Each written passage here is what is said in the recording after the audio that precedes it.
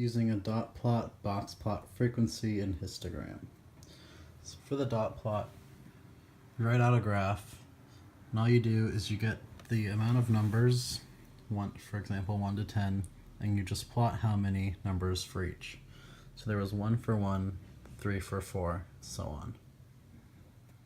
And then you use that data going into the box plot, where you number from 0 to 10, and since the range is from 1 to 10, you go from 1 to 10, and since the most common area with numbers was 6, 7, and 8, you draw the box 6, 7, 8, and since 7's in the middle, that's where you draw the line. Frequency table. So then again, as you go down, so 0 to less than 2, 2 to less than 4, 4 to less than 6, 6 to less than 8, 8 to less than 10, and perfect 10. So there was 1 in the first one, 0 in the second, 7 in the third, 16 in the fourth, 10 in the fifth, and 3 in the last one, which was 10. So then, since all of the dots added up together equals 37, let's put how many over 37, divide that into a decimal. For the histogram, you basically do the same thing as the dot plot, but instead of writing dots, you just write bars and then fill them in.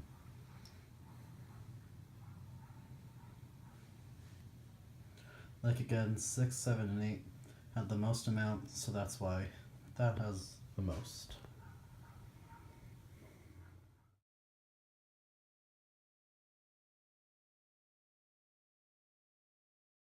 This is the normal distribution.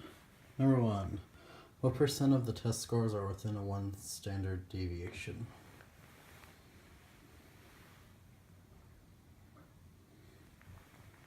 (68).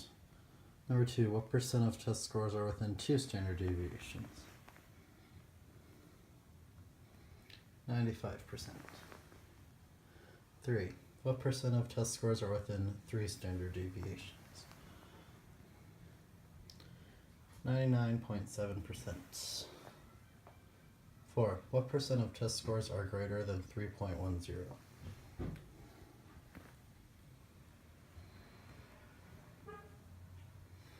97.5%.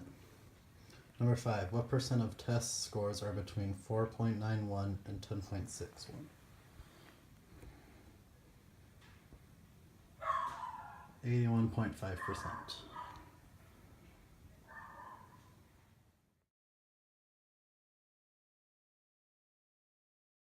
This is a list of numbers for test scores. They are put in order and there are 47 total. The 6 in the middle is the median. The 1 on the left is the first number. The 10 on the right is the last number. The 8 between the 6 and the 10 is the median for those numbers to the right of the 6. The 4 is the median for between the 1 and the 6, which is also to the left of the 6. Though the 4 is considered Q1 and the 8 is considered Q3. Now the spread of this whole problem is from 1 to 2.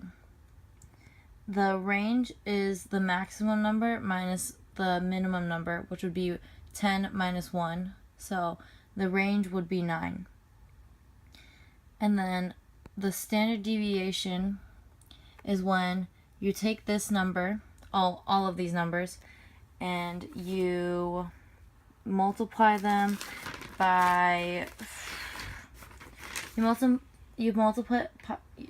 you minus them by whatever the mean is, which is the average of all of this, and then you square root them, and then you multiply them by however many there are. So for example, it would be 1 minus the average, and then parentheses, square root, and then you get an answer for that, and then you multiply it by however many there is, which is 1. So you would leave that number as is. Once you find all those numbers, you add them up, and you get a standard deviation. But you're not done yet. You have to divide it by the average also, and you have to square root it. Then you'll get your standard deviation. The interquartile range is Q3 minus Q1, which is 8 minus 4, which would be 4. And there you go.